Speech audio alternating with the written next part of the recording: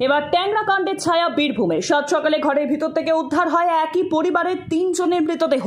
খবর পেয়ে ঘটনাস্থলে এসে পৌঁছেছে মোহাম্মদবাজার থানার পুলিশ। আর এই ঘটনাকে কেন্দ্র করে চাঞ্চল্যকর সৃষ্টি হয়েছে মোহাম্মদবাজারে। জানা গিয়েছে বীরভূমের মোহাম্মদবাজার এবং মল্লারপুর থানার সীমানায় রয়েছে ম্যানেজার পাড়া। সেখানেই থাকতেন লক্ষ্মী মাড্ডি, আনুমানিক 25 বছর বয়স। তার 2 সন্তান রূপালী 10 বছর এবং অভিজিৎ 8 বছর বয়সেই 2 সন্তানকে নিয়ে থাকতেন তিনি। তার স্বামী লালটু কর্মসূত্রে দুর্গাপুরে থাকেন। শুক্রবার সকালে দেখা যায় ঘরে খাটিয়ার উপর পড়ে রয়েছে লক্ষ্মী ও রূপালীর কম্বল জড়ানো দেহ। খাটিয়ার নিচে একপাশে মাটিতে পড়ে রয়েছে ছোট ছেলে অভিজিতের দেহ। খাটিয়ার নিচে এবং অভিজিতের পাশে দেখা গেছে রক্তের দাগ। দেখা গেছে 3 জনের মাথাতেই আঘাতের চিহ্ন। সাত সকালে এই বিভৎস শিউরে ওঠার ছবি দেখে এলাকাবাসী সঙ্গে সঙ্গে খবর দেয় মোহাম্মদবাজার থানায়। খবর পাওয়ার সাথে সাথে ঘটনাস্থলে পৌঁছয় বিশাল পুলিশ বাহিনী। পুলিশের কাছে স্থানীয় মানুষজন দাবি করেন 3 জনকে খুনই করা হয়েছে। ঘটনার সঙ্গে কে বা কারা জড়িত তাদেরকে গ্রেফতার করতে হবে, না হলে দেহ উদ্ধার করতে দেওয়া হবে না।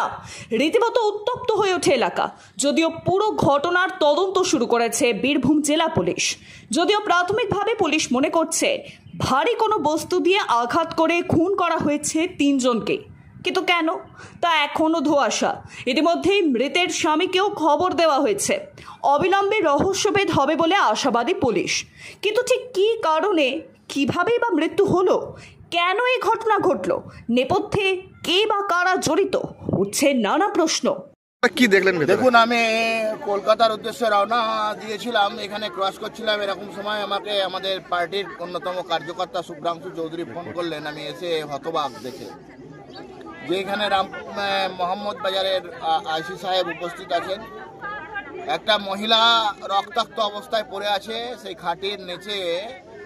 তার বাচ্চা শিশু খুব জোর যদি হয় 2 থেকে 2.5 বছর বয়স। আরও একটা বাচ্চা আছে মনে হচ্ছে কম্বলের মধ্যে ঢাকা। তো এই সবগুলো রক্তাক্ত অবস্থায় দেহ পড়ে আছে। আমরা এতদিন পর্যন্ত জানতাম যে পশ্চিমবাংলায় মা বোনেরা সুরক্ষিত নয়, কিন্তু অত্যন্ত দুর্ভাগ্যের বিষয়, আমি হতচকিত, অবাক আমি যে এখানে একটা শিশুও নিরাপত্তা নাই। পশ্চিমবাংলা আর এই বীরভূম জেলা আজকে দুষ্কৃতীদের স্বর্গরাজ্য হয়েছে।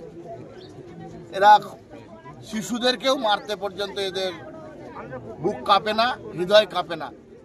আমরা আজকে এখানে উপস্থিত হয়েছি যতক্ষণ পর্যন্ত পুলিশ কুকুর না আসবে, যতক্ষণ পর্যন্ত আসামিকে অ্যারেস্ট করা না হবে আমরা এখানে থাকব।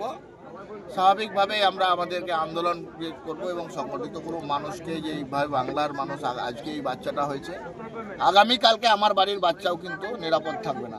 সেই জন্য এই ঘটনার পূর্ণাঙ্গ নিরপেক্ষ তদন্ত চাই, এই ঘটনার সিবিআই তদন্ত চাই। ভিতরে গিয়ে কি দেখলেন, কিভাবে মারা হয়েছে? নৃশংসভাবে, অকল্পনীয়, অবর্ণনীয়। এ বর্ণনার কোনো ভাষা নাই। এরা অত্যন্ত দুঃখজনক, মর্মান্তিক ঘটনা, লজ্জাজনক ঘটনা।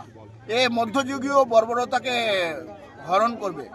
মধ্যযুগে এই ধরনের ঘটনা হয়নি। এত মানে দুগ্ধ শিশুকে রক্তাক্ত অবস্থায় মারা, এ কোন রাজ্যে আমরা বাস করছি? কজনকে মারা হয়েছে এখানে? বডি 2 জনের দেখা যাচ্ছে, অনুমান করা হচ্ছে ভিতরে কম্বলের ভিতরে আরো একজন কেউ আসে। টোটাল এখন পুলিশ প্রোটেকশনের মধ্যে বডি আছে, সেই কারণে বাকিটা তো বলা সম্ভব নয় না দেখলে। তবে মনে হচ্ছে যে আর একজন ভিতরে আছে শিশু।